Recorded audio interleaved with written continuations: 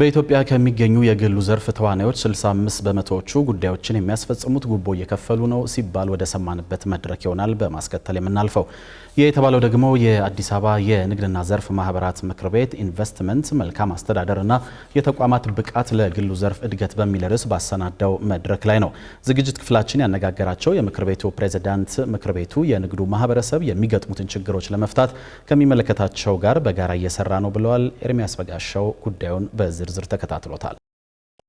የግሉ ዘርፍ በኢትዮጵያ ምጣኔ ሀብት ውስጥ ትልቅ ድርሻና አስተዋጽኦ ያለው ቢሆንም የዚህን ያህል ግን ትኩረት ሲሰጠው አልነበረም። ዘርፉ ከአመለካከት ከአሰራርና ከቢሮክራሲ የመነጩ ችግሮችን ዛሬም ይጋፈጣል። የአዲስ አበባ ንግድና የዘርፍ ማህበራት ምክር ቤት ዛሬ ኢንቨስትመንት መልካም አስተዳደርና የተቋማት አቅም ለግሉ ዘርፍ እድገት በሚል ባሰናዳው መድረክ ላይም ይህንኑ የተመለከቱ ጉዳዮች ተነስተው ነበር። በመድረኩ ላይ ከቀረቡ ጽሑፎች መካከል አንደኛውን ያቀረቡት የአዲስ አበባ ዩኒቨርሲቲው የፖለቲካ ሳይንስና ዓለም አቀፍ ግንኙነት መምህሩ ዮናስ አሽኔ የግሉ ዘርፍ ከስሙ ጀምሮ ተደራድሮና ተነጋግሮ ስፍራውን መለየት ይኖርበታል ብለዋል።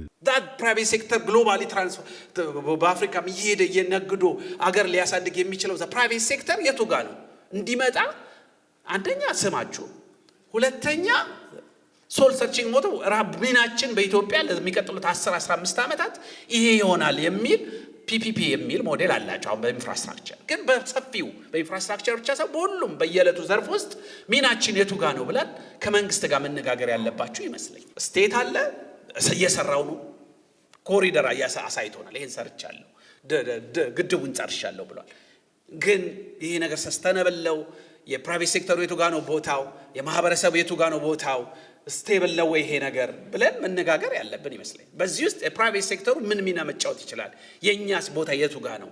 አንተ ሳትመጣ ሳታግዘን እኛ መስራት ያለብን ነገር ምንድነው ብሎ መነጋገር ያስፈልጋል። ሙስናና ብልሹ አሰራር ሁሉም ዜጋ የሚቸገርበት ቢሆንም የግሉ ዘርፍ በዕለት ተዕለት ስራ እንቅስቃሴው የሚያጋጥመው ሁኔታ ነው። በመድረኩ ላይ ጽሑፍ ያቀረቡት ልዑል ሰገድ ግርማ የተባሉ ተመራማሪ በአገሪቱ ከሚገኙ የግል ተቋማት መካከል 65 በመቶ ጉዳዮቻቸውን የሚያስፈጽሙት ጉቦ እየከፈሉ እንደሆነ ተናግረዋል። መደበኛ ሮድ ታክስ የሚባሉት እንደምታውቁት ዘሂደን ታክስ የሚባለው ወይም ደግሞ መንግስት በአዋጅ አውጆ ከሚሰበስባቸው ግብር ውጭ የሚከፈሉት እንደ ጉቦ የመሳሰሉት ክፍያዎች ዘሂደን ታክስስ የሚባሉት 65% የሚሆኑ ድርጅቶች ጉቦ እየከፈሉ ጉዳያቸውን እንደሚያስፈጽሙ ወይም እንደሚኖሩ ያሳያል። ሌላው ኢትዮጵያ የምትታወቅበት አንደኛው የንግድ ክርክሮች፣ አለመግባባቶች በሚገጥሙበት ጊዜ ወደ ፍርድ ቤት በሚሄዱበት ጊዜ በአማካይ 530 ቀናት ነው የሚፈጀው። ሌሎች ሀገሮችን ብናይ ለምሳሌ ሩዋንዳን ብናነሳ 145 ቀናት ነው አቨሬጅ የሚፈጀው እና እነዚህ ነገሮች የራሳቸው የሆነ ችግር አለባቸው። ችግሩ ግን ይህ ብቻ አይደለም። ዝግጅት ክፍላችን ያነጋገራቸው የአዲስ አበባ የንግድና ዘርፍ ማህበራት ምክር ቤት ፕሬዝዳንት ዛህራ መሐመድ በርካታ ሌሎች ችግሮችም እንደሚስተዋሉ ነግረውናል። እኛም ከቅርብ ጊዜያት ወዲህ በተለይ በመርካቶና በሌሎችም የንግድ ስፍራዎች በነጋዴው ማህበረሰብ ስለሚነሳው ከገቢዎች ጋር ስለተያያዘው ቅሬታ አንስተንላቸው ነበር። ምክር ቤቱ ድልድይ ሆኖ እንዲህ ያለውን ችግር ለመፍታት ጥረት አድርጎ ይሆን? እንደ ምሳሌ ልጥቀስልህ። በቅርብ ከሳምንት በፊት የአዲስ ከተማ ክፍለ ከተማን ንግድ ማህበረሰብ ንግድ ለሰላም በሚል እንደገና የምክር ቤቱ ዓላማ ምንድን ነው የሚለውን ለማስገንዘብ ወርጄ አወያይቼ ነበር። ሳወያይ ብቻዬን አይደለም የማወያየው። የገቢ መስሪያ ቤት ኃላፊዎች አሉ፣ መልስ እንዲሰጡ የንግድ ቢሮ ኃላፊዎች አሉ። የነበረው ሁኔታ ጥሩ አልነበረም። መንግስትን እንደ አውሬ ስለውት፣ መንግስት እንደ ጨካኝ ተስሎ፣ ነገር ግን ስተት እየሰራ እያጠፋ ያለው የታችኛው ኃይል ነው ወይም ደግሞ የታችኛው ታች ያለው አመራር ነው። መንግስት ይሄንን ድርጊት አያውቀውም። መንግስት ለመበደል ፍላጎት የለውም። እኔ መንግስትን እየደገፍኩ ሳይሆን ትክክለኛውን ሪል የሆነውን ነገር ስነግርህ መንግስት አይሰማውም ይሄን ችግር።